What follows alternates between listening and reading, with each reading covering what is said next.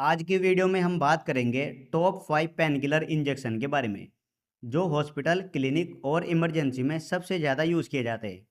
इन injection का इस्तेमाल mild से लेकर माइल्ड मतलब हल्के पेन से लेकर सीवियर पेन तक में किया जाता है। इस वीडियो में हम इनके कंपोजिशन, कैसे काम करते हैं, डोज, साइड इफ़ेक्ट और प्रिकॉशंस डिटेल्स में समझेंगे। तो चलिए आज का टॉपिक बिना किसी देरी के शुरू करते हैं। और गाइस, अगर आपको ये वीडियो अच्छा लगता है तो आप वीडियो को लाइक और चैनल को भी सब्सक्राइब कर सकते हैं। तो चलिए वीडियो शुरू कर लेते हैं। सबसे पहले हम जानेंगे डाइक्लोफिनेक इंजेक्शन के बारे में। डाइक्लोफिनेक इंजेक्शन में डाइक्लोफिनेक सोडियम 25 mg पर ml या फिर 75 mg पर 3 ml होता है। और इसका सबसे फेमस ब्रांड नेम डायनापार होता है। डायनापार के नाम से ये आपको सभी मेडिकल स्टोर पर इजीली मिल जाएगा। इसके मैकेनिज्म ऑफ एक्शन की बात करें तो ये एक NSAID है जो प्रोस्टाग्लैंडिन सिंथेसिस को रोकता है, जिससे इन्फ्लामेशन, पेन और स्वेलिंग कम होती है। इसके यूजेस के बारे में बात करें तो पोस्ट ऑपरेटिव पेन यानी ऑपरेशन के बाद जो पेन होता है उसमें डॉक्टर सबसे ज़्यादा डाइक्लोफिनेक इंजेक्शन ही देते हैं। इसके अलावा डेंटल पेन, जब दांत निकलने के बाद सीवियर पेन हो, तुरंत रिलीफ के लिए इस इंजेक्शन को दिया जाता है। अर्थराइटिस और बैक पेन, जहाँ स्वेलिंग और स्टिफनेस होती है, वहाँ ये इंजेक्शन बहुत ज़्यादा इफेक्टिव होता है। स्पोर्ट्स इंजरी या ट्रॉमा, स्प्रेन, स्ट्रेन या फ्रैक्चर के बाद स्वेलिंग के साथ जो पेन होता है उसको भी ये काफ़ी अच्छे से कंट्रोल करता है। गायनोकोलॉजिकल पेन यानी पीरियड पेन या ओवेरियन सिस्ट पेन जैसी कंडीशन में भी इस इंजेक्शन को दिया जाता है। और इसकी डोज के बारे में जाने तो 75 mg डीप इंट्रामस्कुलर, यानी दिन में आप इसको मैक्सिमम 150 mg तक दे सकते हैं। फर्स्ट डोज 75 mg की लगा सकते हैं और अगर इससे भी रिलीफ ना मिले तो फिर दूसरी डोज भी लगा सकते हैं। पूरे दिन में आप 150 mg दे सकते हैं। और इसके कॉमन साइड इफ़ेक्ट की बात करें तो गैस्ट्रिक इरिटेशन, एसिडिटी, नोजिया और रेयरली किडनी इफ़ेक्ट, इस तरह का कॉमन साइड इफ़ेक्ट आ सकता है। बात करेंगे प्रिकॉशंस की तो पेप्टिक अल्सर, किडनी या फिर लिवर पेशेंट, ऐसे में डॉक्टर द्वारा इस इंजेक्शन को दिया जाता है और अस्थमा में केयरफुली इसको यूज़ करना होता है। सेकंड इंजेक्शन हमारा आता है ट्रामाडोल। इसमें आपको ट्रामाडोल हाइड्रोक्लोराइड 50 mg पर ml मिल जाएगा। इसके मैकेनिज्म की बात करें तो ये एक सेंट्रली एक्टिंग ओपियोइड एनाल्जेसिक है जो ब्रेन में पेन परसेप्शन को ब्लॉक करता है। इसके यूजेस के बारे में बात करें तो फ्रैक्चर पेन, यानी जब हड्डियाँ टूट जाती है और पेन बहुत ज़्यादा होता है तो ऐसी कंडीशन में इस इंजेक्शन को दिया जाता है। इसके अलावा पोस्ट सर्जिकल पेन, जब डाइक्लोफिनेक या पैरासीटामोल से रिलीफ ना मिले तो ऐसे में भी इसको दिया जाता है। इसके अलावा cancer pain, moderate to severe cancer pain में शॉर्ट टर्म रिलीफ के लिए इस इंजेक्शन को दिया जाता है। और एक्सीडेंटल इंजरी, कार एक्सीडेंट या फिर हेड इंजरी, ऐसे में भी एक्यूट पेन के लिए इस इंजेक्शन को दिया जाता है। इसके अलावा न्यूरोपैथिक पेन, जब नर्व डैमेज के वजह से शार्प स्टेबिंग पेन हो तो ऐसे में भी इस इंजेक्शन को दिया जाता है।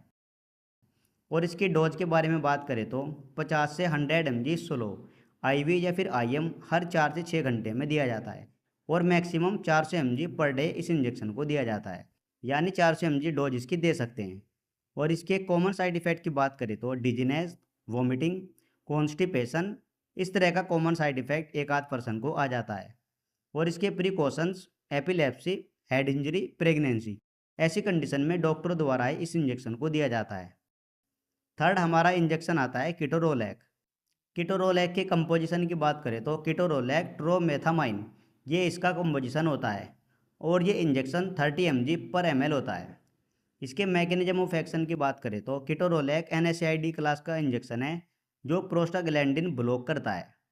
और इसके यूज़ के बारे में हम जाने तो रीनल कोलिक पेन, यानी किडनी स्टोन की वजह से होने वाला सीवियर पेन, उसमें ये इंजेक्शन बहुत इफेक्टिव होता है।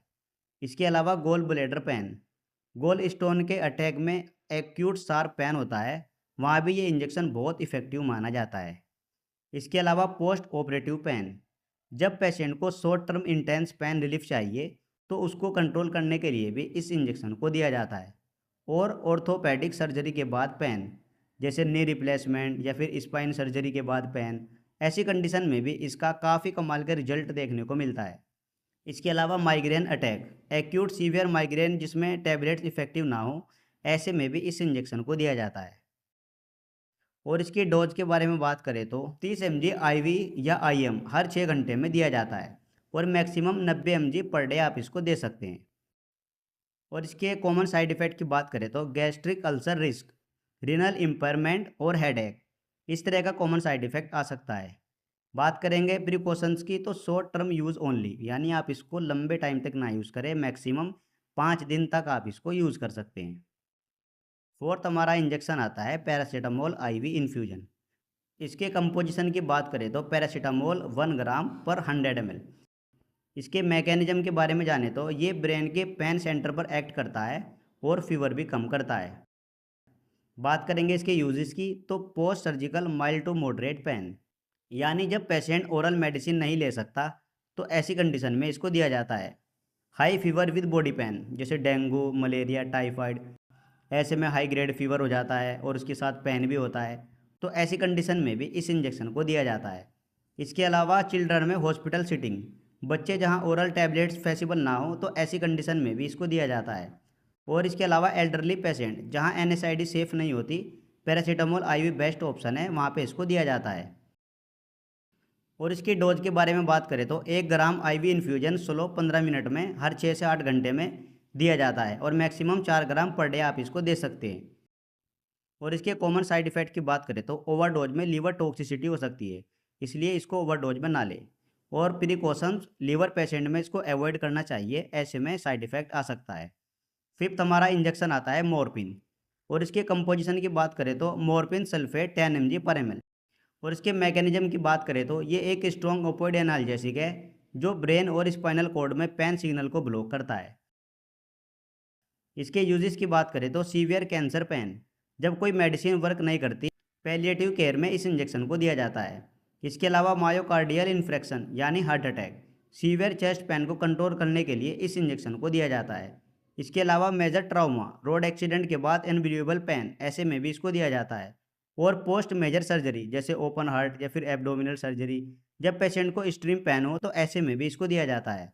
इसके अलावा एंड ऑफ लाइफ यानी क्रोनिक डिसीज के लास्ट स्टेज में भी कंफर्ट देने के लिए इस इंजेक्शन को दिया जाता है। और इसकी डोज की बात करें तो 5 से 10 mg स्लो IV या IM हर 4 से 6 घंटे में दिया जाता है। और इसके कॉमन साइड इफ़ेक्ट की बात करें तो respiratory depression, constipation, drowsiness, addiction, इस तरह का कॉमन साइड इफ़ेक्ट एक आध पर्सन को कभी कभी आ जाता है जो 1-2 बार में ठीक हो जाता है। और इसके प्रिकॉशंस की बात करें तो सिर्फ हॉस्पिटल सीटिंग में ही यूज़ होता है। सो गाइस, उम्मीद करता हूँ ये वीडियो आपको ज़रूर पसंद आई होगी। इसी तरह की वीडियो देखने के लिए आप हमारे चैनल को भी सब्सक्राइब कर सकते हैं।